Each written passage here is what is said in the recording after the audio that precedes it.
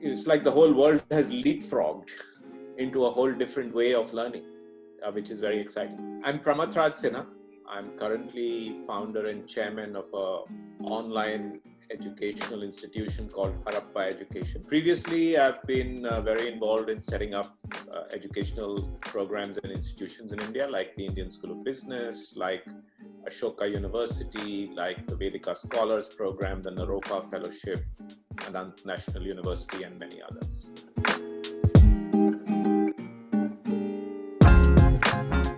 Hi Pramath. Given that we are officially living in the COVID-19 era, should we reconsider the pursuit of higher education this year? There is no one size fits all. I would like to put down certain principles that perhaps will help one navigate the decision. So I think that the first thing is you shouldn't be putting your life on hold just because of this. Today, the whole world is getting affected. Tomorrow, something may happen individually to me that will affect me and I won't be able to do what I wanted to do. And I have to continue to go on with my life. And when I look back on it, 5, 10, 15, 20 years out, it won't be a big deal. I've had this conversation in the context of ISB here in India, forget going abroad.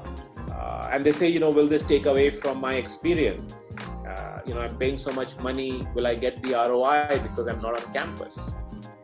And there I have a simple explanation. The relationship with ISB is not about those months you spend on campus. In fact, it's about the relationships and the associations that you build over a lifetime.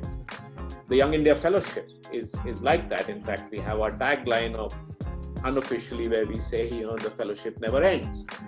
So you're really paying, if you want to be transactional about it, you're paying for that relationship. And surely it doesn't help to only look at one piece of it. There are factors like career prospects post-college that really affect students' decisions to choose higher education at this time. What should students be thinking about in that case? Now, this is a really tough time. There's no way to say, listen, no, everything will be fine. It will be, but not in the short term. So I think this is going to be a tough time for jobs. People are anxious about joining programs where they will graduate a year from now, and what will happen to them when they come out, and should they even go, or should they? So there's all these dynamics and issues that are getting created. The only thing I can say is that while there will be a new normal, so you have to though accept the fact that it's going to take some time to recover from this shock, but jobs will come back. And I usually tell people that, use this time to prepare yourself for the aftermath of this. That's what I've done in situations like this. So how do you suggest students overcome the lack of jobs and increased unemployment?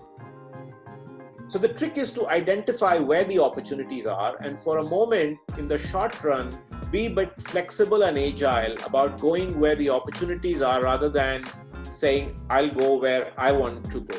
If somebody is willing to give you a job, take it, make the best of it, bide your time, ride it out till the next time comes when you can go back to your perfect opportunity. But that's the only way you can live through this, is to believe that somewhere at the end of wherever this is going to be, there is a job for you. And it's a matter of being very focused on finding it and making the effort. I think this is also a time to reach out to friends, to alums from your institutions, from places where you worked with before, former colleagues, friends from your hometown or village who work somewhere. In today's day and age, people will not be irritated if you ask them for help, and nor should you feel shy to ask them for help. And this happens to all of us in life, not just in job searches, but in so many other objectives or goals or plans that we have for ourselves.